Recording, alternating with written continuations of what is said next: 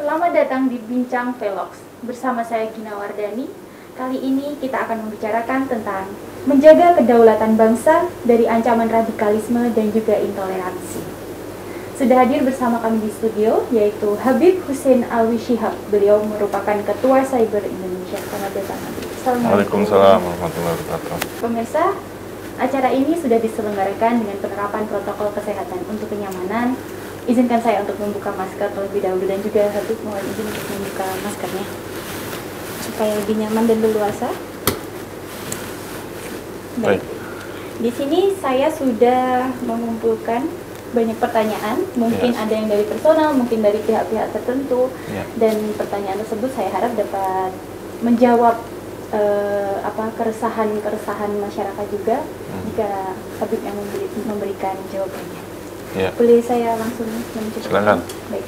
Pertanyaan yang pertama terkait dengan tema hari ini adalah bagaimana pendapat Bapak mengenai radikalisme dan apa kaitannya dengan intoleransi? Jadi kalau saya ditanya bagaimana dengan radikalisme, mungkin saya berangkat dulu ya dari awal nih, kenapa sampai ada radikalisme sampai terjadilah intoleransi. Saya berangkat dari sejarah terbentuknya sejak Islam itu muncul. Rasulullah itu kan hadir untuk menyebarkan rahmatan lil alamin kepada seluruh manusia, bukan hanya kepada umat Islam, tapi ke seluruh alam, termasuk hewan apa semuanya harus mendapatkan rahmat itu. Terus kemudian pasca setelah Rasulullah itu menyebarkan fahamnya, yang mana faham itu dari leluhurnya, dari leluhur yaitu Nabi Ibrahim alaihissalam, membawa yang mana agama-agama itu agama samawi, ada Nabi Musa, ada Nabi Isa, terus kemudian sampailah ke Nabi Muhammad. Nabi Muhammad hadir untuk menyempurnakan agama-agama samawi ini. Nah, setelah pasca itu muncul Khalifatur Rasyidin. Khalifatur Rasyidin tujuannya untuk mengkoordinir apa yang ada sejak yang sudah dibangun oleh Rasulullah, yaitu agama-agama rahmat itu. Kemudian tersebar ke seluruh dunia. Kemudian dari Khalifatur Rasyidin itu barulah muncul yang mana awalnya ini untuk mengkoordinir gitu loh. Barulah muncul adanya faham-faham yang mana itu muncullah fanatisme. Saya sebetulnya kurang cocok dengan kata radikalisme. Karena bahkan pemerintahan sendiri Pak Jokowi gimana menggeser makna radikalisme seperti, karena ini lebih ke ilmiah gitu soal radikalisme. Cuman saya mau pakai fanatisme di sini. Fanatisme itu akhirnya dari yang setelah Khalifatur Rasyidin itu adalah muncul orang-orang yang fanatik, orang-orang yang berdasarkan kebencian, kedengkian, karena iri terhadap kelompok-kelompok di zaman Khalifatur Rasyidin itu kan udah kebentuk kelompok-kelompok. Ada kelompok A, ada kelompok B, macam-macam. Nah, dari situlah muncullah terbentuklah sebuah dinasti Umayyah.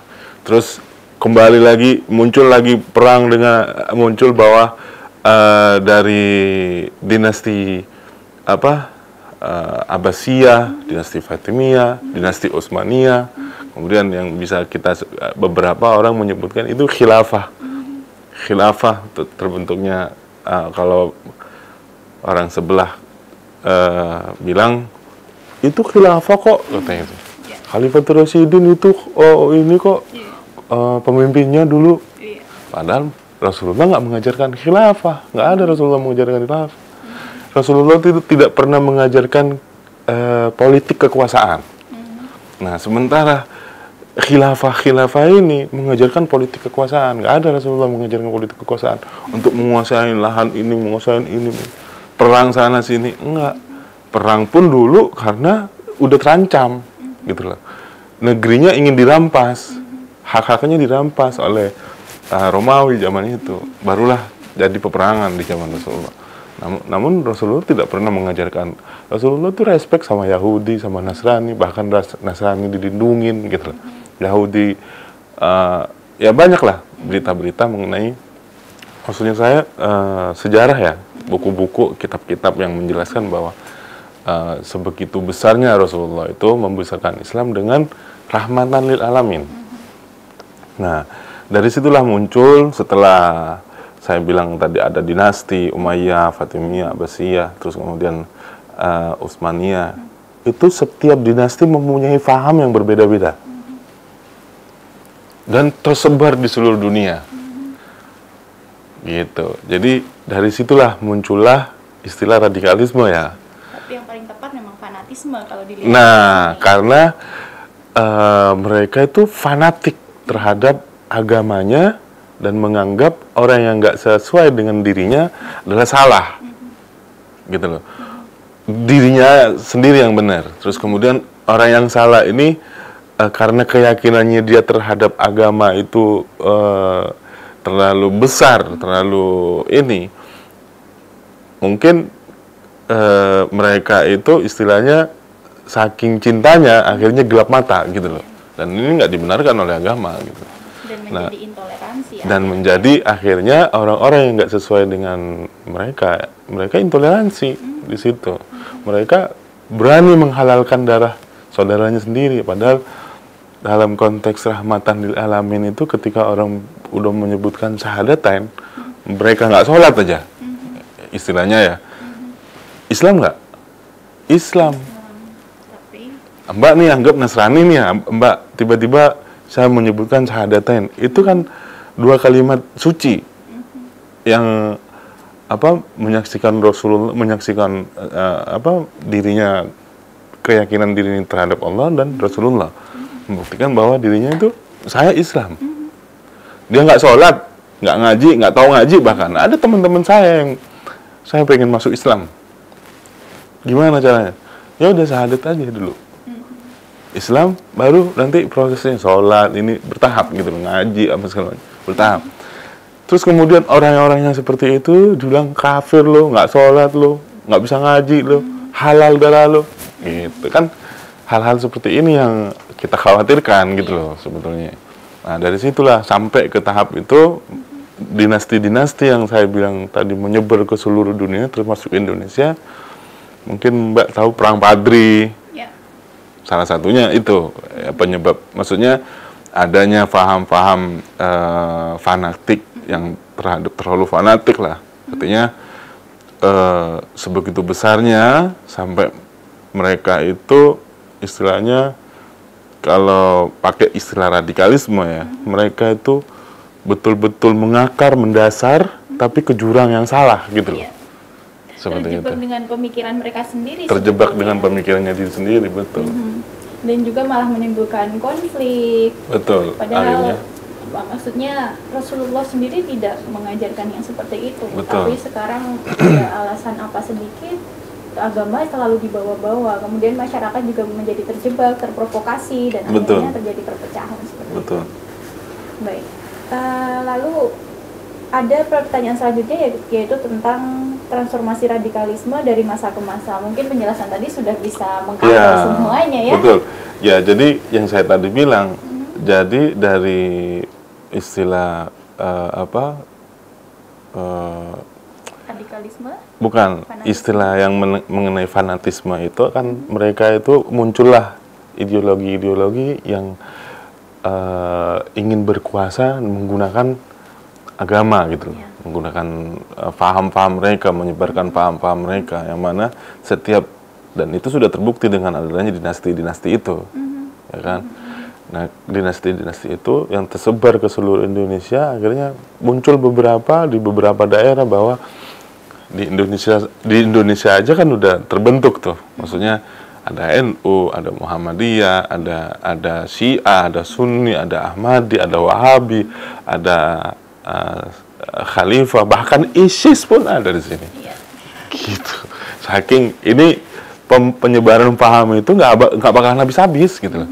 Nggak bakalan habis-habis sampai kapanpun nggak bakal.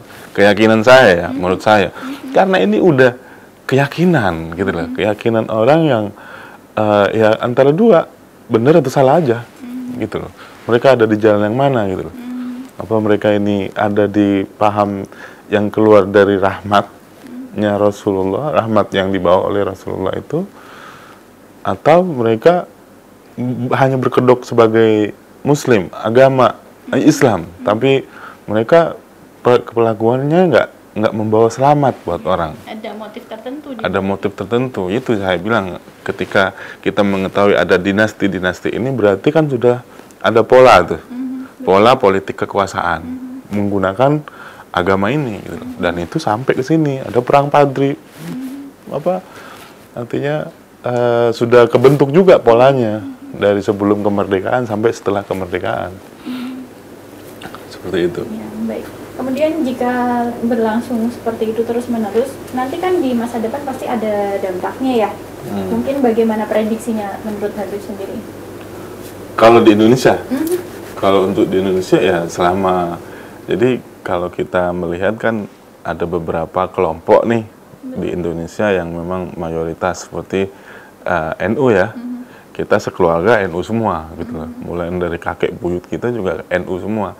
Dalam arti NU kultural, saya bukan NU pengurus, nanti dianggapnya gede-gedein namanya NU lagi, enggak. Tapi memang secara ini istilahnya itu kita Sunni lah gitu loh, karena ada Syiah, ada Sunni.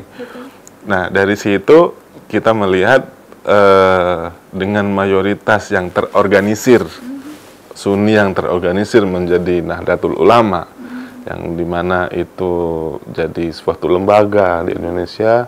Terus kemudian ada saudara kita Muhammadiyah, ada dari golongan Syiah juga ada. Nah kita kan istilahnya kita itu sering berdiskusi sama mereka, mengenal mereka betul seperti apa. Nah ketika organisasi, lembaga-lembaga ini satu sama lain bisa bergabung, artinya tidak kembali seperti masa lalu, artinya ada dinasti-dinasti, akhirnya terbentuklah kubu NU, kubu Muhammadiyah, kubu dari Syiah nih, ya kan? Terus kemudian dari kubunya satunya lagi, nggak tahu tuh, Wahabi atau gimana, itu muncul saling berbenturan terus menerus, ya berantakan.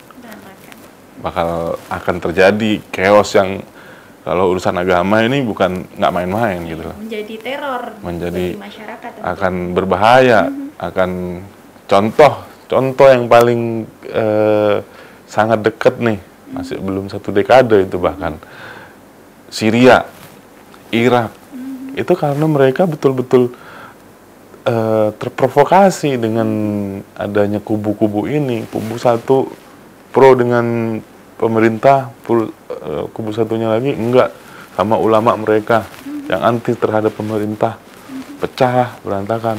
Syria itu negeri paling indah di Timur Tengah. Dari ini ya, maksudnya prasasti-prasastinya masih banyak di sana.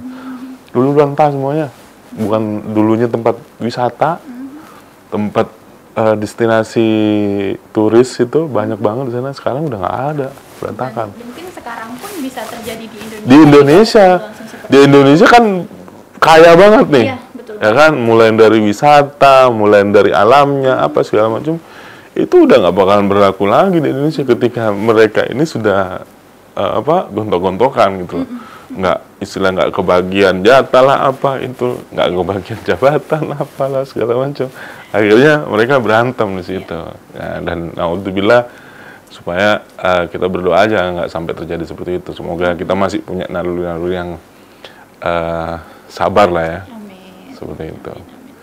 Baik Habib, ini bagaimana langkah yang telah dilakukan oleh pemerintah selama ini? Maksudnya untuk memerangi radikalisme, untuk menanggulangi, mungkin juga untuk cegah dini dan deteksi dini terkait dengan radikalisme. Menurut pengamatan Habib ini seperti apa pemerintah? Selama pemerintahan siapa maksudnya? Selama ini sampai kurun waktu ini. Oh, mulai dari pemerintah sebelum-sebelumnya juga ya? Iya. Bagaimana mungkin progresnya, ada perbedaan apa mungkin di situ?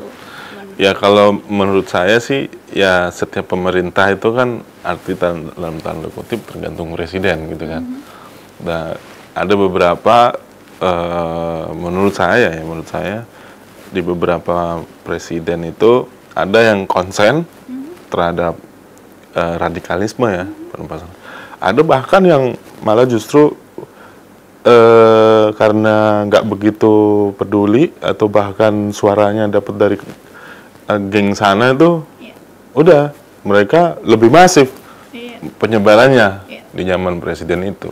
Tapi ada juga beberapa presiden yang betul-betul konsen terhadap radikalisme, intoleransi, yang mana ada pencegahan dari edukasi, pendidikan, terus kemudian jadi kan rata-rata orang yang terpapar radikalisme atau fanatik terhadap suatu agama itu karena memang dia itu nggak banyak kerjaannya. Jadi Gitu. nyari-nyari kerjaan ya? Jadi nyari-nyari kerjaan. Jadi mereka itu bisa dibilang apa ya, dari kelas menengah ke bawah lah istilahnya. Jadi memang yang kurang diperhatikan juga karena mungkin dari anggapan mereka itu terzolimin gitu loh. Beras mahal, gula mahal, ini kan teriak-teriaknya begitu tuh. Akhirnya karena dari pemerintahan waktu itu hanya ingin apa istilahnya untuk memenuhi kepentingannya dirinya sendiri dan kelompoknya, akhirnya orang-orang ini teriak-teriak terus akhirnya meledak gitu lah. Nah, seperti itulah kurang lebihnya. Ini kan Habib Hussein Alwi ini merupakan Ketua Cyber Indonesia nih. Baik. Kalau dari pihak tersebut, pihak sebagai Ketua Cyber Indonesia, apa yang sudah dilakukan untuk memerangi radikalisme? Apakah ada program-program tertentu untuk ikut memberantas radikalisme atau mungkin fanatisme ini? Iya. Itu, apa yang jadi kita di Cyber Indonesia kan ada monitoring, ada education, ada terus kemudian apa namanya ini ya konsultasi juga ya mengenai itu. Nah kita kan lebih banyak kerjanya itu di cyber di dunia cybernya ya, di dunia maya, maksudnya di medsos. Nah kita lebih banyak memantau pergerakan dari orang-orang yang punya paham radikalisme, intoleransi, yang benci terhadap agama lain, mazhab lain. Di Indonesia kan banyak, ada Sunni, ada Syiah, ada Wahabi, ada Ahmadiyah, ada Muhammadiyah, ada NU, ini segala macam kan banyak nih, kan. Nah, orang-orang yang seperti ini yang saling mengadu domba antara satu sama lain, yang menyebarkan kebencian terhadap kelompok suatu kelompok, ya kita bersama teman-teman lah, kita ada upaya, istilah di situ ada upaya preventif, pencegahan. Pencegahan itu bisa dengan kita kasih tahu, bisa kita kerahkan pasukan tuh gimana caranya supaya di take down, anggap medsosnya. Cyber lah ya. Ya, itu kan programnya pemerintah, programnya Kapolri yang baru. Nah, kalau kita kan awal-awal itu ya ini ngasih tahu lah sama, kalau itu masih saudara kita rangkul gitu kan, kalau itu mereka masih keras kepala ngotot nggak bisa dikasih tahu ya kita laporin. Nah, sampai ke langkah seperti itu, artinya ketika mereka udah nggak, kiranya ini orang yang memang udah terlalu sering ya, terlalu sering menyebarkan provokasi, menyebarkan ujaran kebencian terhadap kelompok tertentu, ya kita lakukan upaya pelaporan polisi itu. Seperti itu. Kemudian yang terakhir nih, pesan singkat untuk masyarakat di luar sana untuk terutama dalam penanggulangan terorisme, mungkin bisa disampaikan terorisme, radikalisme, fanatisme dan sejenisnya. Iya, mengenai radikalisme khususnya kepada masyarakat khususnya kepada anak muda ya, kita berharap sih setiap informasi yang didapat sebaiknya disaring dulu. Disaring itu maksudnya diadakan pembanding antara kalau ada informasi mengenai contohnya Omnibus Law atau satu perkara lah misalnya. Jadi memang harus dicari lagi apa informasi itu lebih mendalam lagi, jangan sampai dia itu ikut menyebarkan sesuatu hal yang sudah mengalami ikut menyebarkan suatu informasi yang sudah mengalami distorsi dalam informasi itu. Kayak contohnya kemarin Omnibus Law, kita banyak dari masyarakat menyebarkan informasi-informasi yang udah digodok nih sama yang nggak sepakat dengan Omnibus Law, dirubah-rubah informasinya, akhirnya sama masyarakat khususnya anak muda yang ada di medsos disebarkan, main disebarkan aja, tersebar kemana-mana. Akhirnya dia kan ikut menyebarkan informasi bohong itu. Dari situ karena ya nggak disaring gitu loh. Nah, setelah ada penjelasan dari beberapa tokoh dan anggota dewan sendiri, ada penjelasan bahwa ini nggak benar, ada penjelasannya seperti itu. Nah, terkait dengan terorisme apa segala macam, memang kita harus perlu berhati-hati ya masyarakat, khususnya anak muda, supaya jangan sampai negara ini ikut kalian hancurkan gara-gara menyebarkan informasi itu, informasi-informasi terkait dengan penyebaran terorisme, radikalisme, intoleransi, dan lain sebagainya. Baik pemirsa, perbincangan kali ini pada intinya untuk menanggulangi sebuah persebaran ideologi yang salah seperti radikalisme, fanatisme, dan juga intoleransi. Kita harus bisa menyaring informasi tersebut supaya kita tidak terjebak dan masuk ke dalam jalan yang salah. Sekian diskusi dari kami. Semoga pertanyaan Anda dapat terjawab oleh Habib Husin Alwi Shihab. Saya Gina Wardani pamit dan juga Habib Husin Alwi Shihab pamit undur diri. Terima kasih. Wassalam.